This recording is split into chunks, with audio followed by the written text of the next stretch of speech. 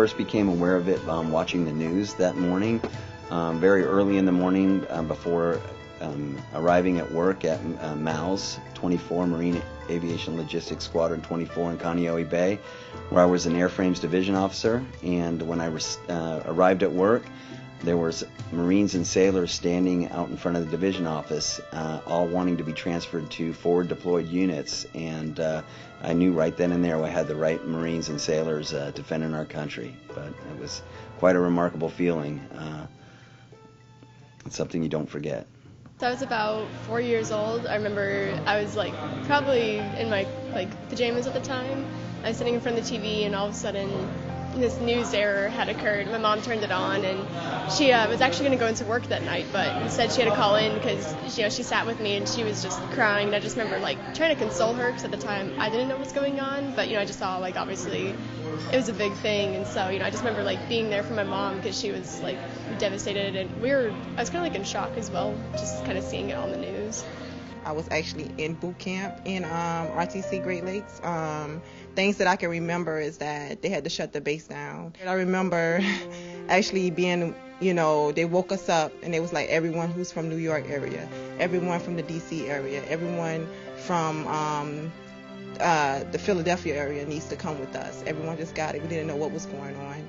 And they didn't let us watch TV or anything like that. They just took those people into a room and they let them call their families, because families was just going crazy. They was calling RTC just to see what was going on and make sure that their troops were safe.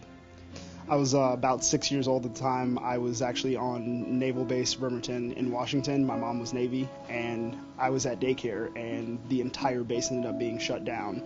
And I remember them having us get under the tables for a couple of hours so that way they didn't know what was going to happen, just so we'd be protected. And the entire base was shut down for pretty much the whole day. That morning we pulled out of Mayport on the Kennedy going on Comp 2X, VFA 131. And we had just gotten settled into the shop, putting stuff away. The TV was on. Somebody was flipping through the channels just looking for something. Actually, I don't even think we had a remote, so he was probably standing up. And they came across CNN and World Trade Centers. One of them was smoking. We were standing there watching the TV, and the second plane hit. And at that point, it's kind of unquestioned what was going on. And about 10 minutes later, I guess, the CO came on the 1MC, told everybody what was going on. We were expecting our jets on the ship later that morning. Since they were already going to be in the air, they just hung a left instead of a right and went up. They were some of the first jets on station flying around Manhattan. I was 16 years old. I was in high school, 10th grade at the time. I remember being in school. It happened, and a lot of people were leaving early. Couldn't really find out why. A girl just started crying out of nowhere and ran out the classroom. We didn't leave early, but towards the end of the day, we started finding out what actually happened. And I remember going home, sitting down with my family, my sister and my mom, and they were crying, and we were finding out what happened, and there was a terrorist attack, and it was real shocking. I was in the 3rd grade. I remember walking into the classroom and all the news channels were on in the TVs, and I just remember the somber looks on the teachers' faces, and didn't quite understand at the time, but I knew it was something big happened. I was in middle school when we heard about 9/11. The school kind of went crazy. Everything kind of stopped and shut down for a little while, and didn't really know what was going on until I got home that day. Kind of watched the news report, so it was pretty crazy. I was at Center for Naval Aviation Technical Training out in Pensacola, Florida. I was helping rewrite a course out there, and while we were out there in the building, they had the news on and on the TVs there, and it showed the aftermath of the first aircraft hitting the first tower. We were all watching, gathered around the television, and then we saw, all of a sudden, we saw the second aircraft hit the tower, and we realized that this isn't just a freak aviation accident. This is an attack on America, which, would be, at this time, not everybody thought about terrorism, but this was our first act of terrorism, so that's my recollection of it.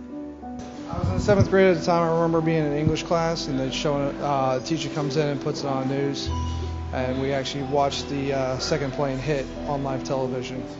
I remember that. I can vividly remember working at NavAir at Pax River in the V-22 program office on September 11th, 2001. I'll never forget the confusion that day and ultimately the shock, realizing that we were actually under attack. When I remember when I was 4 years old and when, 9/11 happened, my brother came home from school and it was chaotic, everybody was freaking out because it was a big national incident, and I remember seeing the news, the burning, the planes hitting it, and people falling from the building, which that's crazy, And I was just a little kid, and that's one of my first memories. So I remember I was at school and I was about 5, 6 years old. My father came in about 30 minutes later, frantically trying to grab me and my older sister. She was 3 grades above me, so it was different trying to grab us both. We were trying to get in contact with my mother, and again, she was in Manhattan, so it was hard to get in contact with anyone out there because of how reception was really bad. So we was worried about her. Also, my aunt was at the airport, so shut down the whole airport on her, so we were trying to get over there. Traffic was insane. People were frantic. There was people running on top of the bridges just trying to get whoever where. It was just something you can't forget, even as a little girl. I was 6 years old and I was in first grade, and the next day I turned 7. So we were celebrating my birthday early in elementary school in first grade, and the school was on lockdown or whatever, and basically we just stayed there until we were clear, and then we went home, and then after all that saw the twin tower, one of the towers fall, and that was pretty much my day. I was stationed on board the USS Essex for deployed Japan. We're on the way at the time. I woke up to the news, and that was the aftermath, of course. And first thing I was, my first thought was I need to get in touch with my mom because she worked in the city as a registered nurse. So I was just trying to get in touch with her, and I remember when we pulled back in port, the base over in Sasebo, Japan was totally locked down, so I weren't able to go anywhere, and that's what stood out in my memory.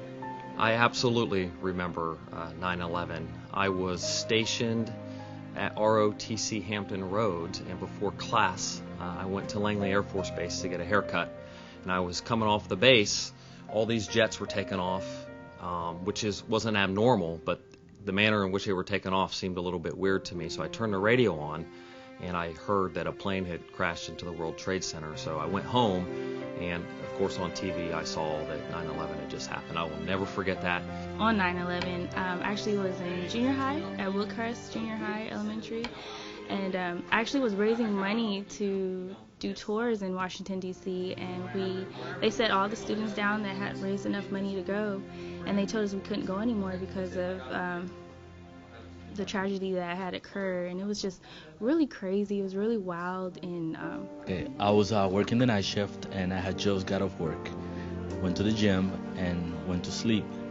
My roommate, who just happened to be my supervisor, woke me up to show me what was going on TV, and all he said, "Start packing." I was attached to VFA 34 in Oceana, Virginia, and the minute that I saw what was going on in television, then we started packing our bags.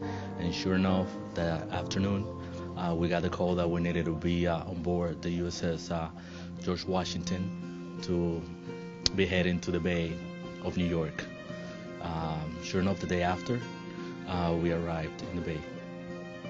I'm extremely proud to be a member of the United States Navy. When I look at what we achieve every day, I see a connection to why we work as hard as we do in light of events like 9/11.